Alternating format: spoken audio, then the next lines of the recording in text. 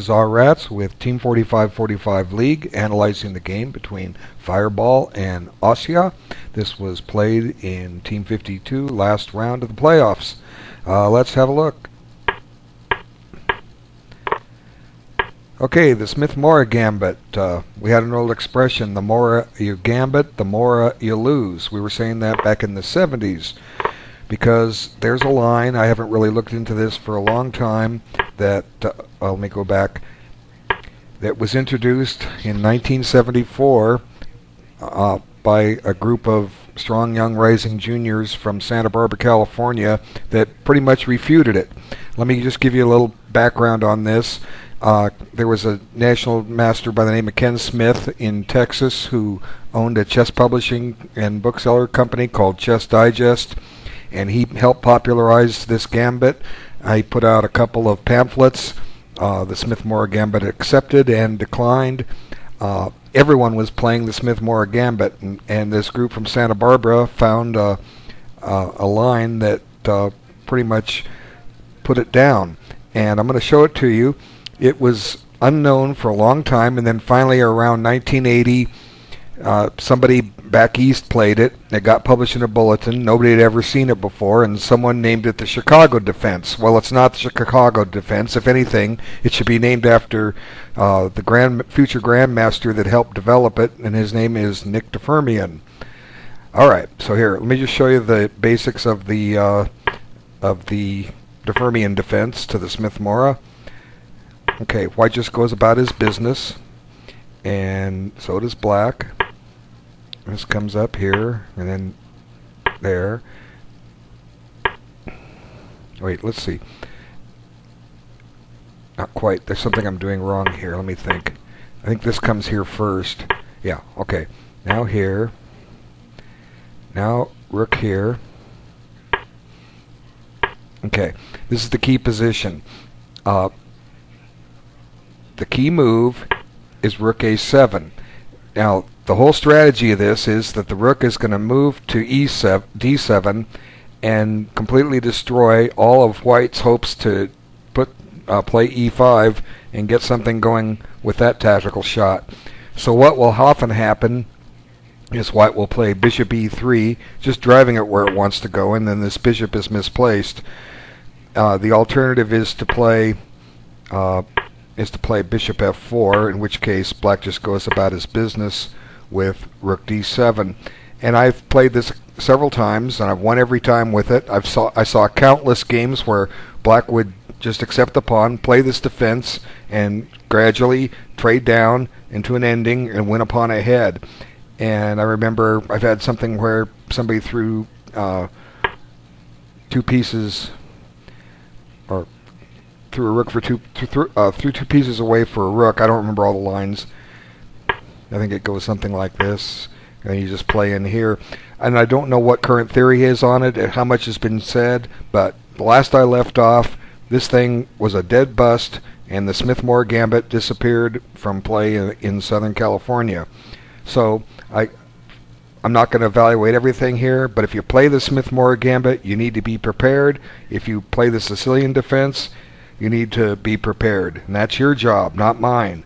Okay, let's go back and get on with the game, because this was an extremely interesting game. Alright, g6, I've seen this before, but I think usually black needs to get d6 in. And suddenly the game just takes on this very strange flavor that black is just barely hanging on. And this is a very interesting move. I'm not sure if this is booked, that's not important.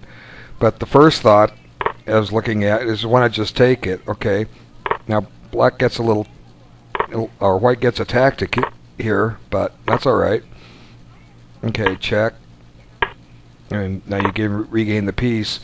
But the point of playing this way is that black is still up his pawn, but he solved some of his development problems. He's got rid of that bishop that was stuck on the back rank, and he's got his king a little bit to safety. This is similar to some of the motifs in the center fork trick, where white will gambit the bishop on f7 and black runs. So if black had played this way, I think he's winning. I don't know why he didn't, but what he played was just nerve-wracking. Very, very, very interesting game. let's just watch and see what happens. Now f6 just looks bad, but because it just seems to, it opens up the direct line towards the king, so the king can't castle. It's trying to undermine e5, but he could have done that right away. If he wants to undermine e5, maybe just to consider, what about d6? If white takes, black just takes here and says, let's trade queens. And look, black's still up a pawn, and the queens are off, and a lot of the checkmating ideas are gone. So if white might have some play here, some tricks with knight b5. I don't know. I'm not going to analyze all this out. Knight g5. I don't know. It's interesting, but let's look at what happens, and I'll try to cover as much as I can in the 9 minutes I have left. Okay, now white has all this development now. He's got all his minor pieces out, ready to castle.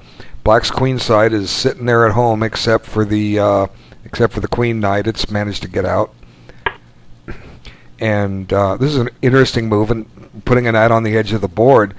Like I say, it just seems like black is flirting with disaster here. So white just decides that I'll give up the bishop pair. Your bishop on c8 isn't in the game, and I'll just improve the pieces of improve the position of my pieces with recaptures a la Nimzovich.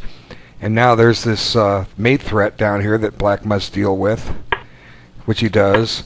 And now there's a threat on the pawn, so black generates a little bit of counterplay with queen b6, saying go ahead and eat it, and it gets complicated. So white decides he's not going to let him have on b2, and more counterplay. There's a threat of rook takes f3, and other such nasty things. So to be considered as queen takes h7, but I think it fails, so I'm not going to show it. The players can make some comments. Okay, knight d5 looks like a quite reasonable move, brings a piece into play with tempo. So black's got to deal with his queen. Well, not just yet. He's got to check. And like I say, this game gets extremely interesting. It's just a fascinating game. And look at the time. Both sides are almost out of time. They've spent their time and invested it. Just an amazing game. I'm sure it's full of errors on both sides. I'm not going to try to identify all of them because there's only 7 minutes left for me to run through this. Just wow. Now an attack on the knight, and here's both sides have loose kings. The black queen side is still undeveloped. Just crazy. Just chess, fun chess. Okay, grab a pawn. If you can grab enough pawns and white can't prove anything with it, black's going to win. And I didn't mention yet, black needs a win to keep his team alive. They're down 0-2. Okay, so now king d8, looking for a safer place for it, I guess. It's next to impossible to see how black castles queenside here, and he may not even want to. I don't know. b6 followed by bishop b7 and put the bishop on c6 could give the king some shelter if he wants to castle, but that's several moves away. So let's see what happens. Rook b1. Now white's saying I want to get a little bit of wood back. I'll take 2 minor pieces from my rook. And finally black starts getting his queen side developed. Okay, there goes... throw a check in first. Why not? Okay. Tempo the queen. Got the rook developed. Okay, so from a material count, black has in effect a pawn ahead. He's got a rook and 2 pawns. Yeah, 2 pawns for the 2 minor pieces. So that should be enough to win. But white's gonna be stubborn here and hang on with those 2 extra minor pieces. Maybe what white needs to do is play h3 or g3 and get the king moved up so that rook can get developed. I don't know. Interesting. Okay, double up the pawns while you can. I guess there's a free pawn if you want it. He's got very little time. I guess he's running his time right down to the increment. I mean, down to 0 before moving every time, or close to it. So he doesn't want it, but he says I'll pile up on it. Now I don't know. Does White defend with some of these moves? I don't know. Let's see what happens. Okay, giving up the pawn still.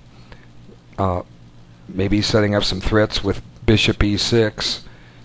I don't know. This game just goes on and on. There's all sorts of stuff going on. It's fascinating. Look at this. Have a rook. White can't take it, and it's pinning the bishop. Just amazing chess. Okay, so now finally, White's trying to get his guys out of the box. So White's happy with the draw. If he can get it, he's probably going to have to coordinate his minor pieces so that they can outperform and outduel one of those rooks, and then go out and grab a pawn somewhere. But Black's pawns really aren't weak now, so it's kind of hard to say how to do it. With all this heavy artillery on the board, Black could be checkmating at any moment. You don't know. Just a fascinating game, and I love the fact that the players are low on time. Wow. You know, like I said, I wish I could comment more. I wanted to say what I had to say about the Smith-Morra, but this game just has everything. It's a totally amazing game. Wow. Check the queen. You know, pin it. Is it going to break the pin? Yep. Okay, let's trade rooks. I'll consolidate and ending. Okay, so Black's made some progress. Now he's got two connected pass pawns in the center. Wow, get those rolling. Okay. Nothing there. And now suddenly a little counterplay by White. Makes a little square for the king to get away from. Oops, watch the queen. Now I'm not sure if that's the best. Maybe my first impression is queen c7. But I don't know. You know, it can get tricky here. Knight c4. And both sides' flags are hanging. There's not much time. So excuse me, it's hard to say exactly if a better move was missed, if either side missed a mating attack or draw by repetition. I don't know. The players can tell me. They need to work on this too, because this is just a remarkable game, just so much to it. I'm just having fun watching this game go. I hope you are too. Wow. Okay, finally all the pawns are running. There goes another one. So Black is probably getting close to victory that he desperately needs now, because the pawns are advanced and the Black king is finally looking like a normal castled kingside king. What's going to happen next? Guard the knight. Okay, tuck the king away. Redeploy the knight. Pin. Wow. Guard it. Undermine it. Take a pawn. Grab a piece. Winning another piece, and White resigns. Truly one of the most enjoyable and entertaining games I have ever seen here in Team 4545 League. What can I say? I wish I had time to devour every single moment of this. This thing had everything. Low on time, crazy position, and maybe it's better that Black didn't know the refutation or supposed refutation to the Smith-Morra Gambit, because by not knowing it, he gave us so much, and White too. Credit for both sides. You guys just were awesome. You have no shame of losing this game. Nothing to worry about. Nothing at all. You played great. This was true chess, and I'm just going to keep raving on because I've got a minute left and I'm going to use it up. Study this game, work it over, find other things. There's bound to be so much in this. Spend 2, 3, 4, 5 hours, write your thoughts down, or use ChessBase and save them the easy way, because you're going to look back at this in a few years and really notice how much you've improved since, simply because of the work you put in, and some of the things you didn't see right away, you'll see in an instant later. You'll really be a good measure of your chess. Anyway, almost out of time. Once again, congratulations, Asya. Spectacular game on your part. Congratulations, Fireball, for making it very interesting and very, very tough. And I hope everyone who saw this put some comments in the Team 4545 Game of the Week thread so that we can all enjoy. All right. Thanks a lot, guys. Thanks for your time, everyone.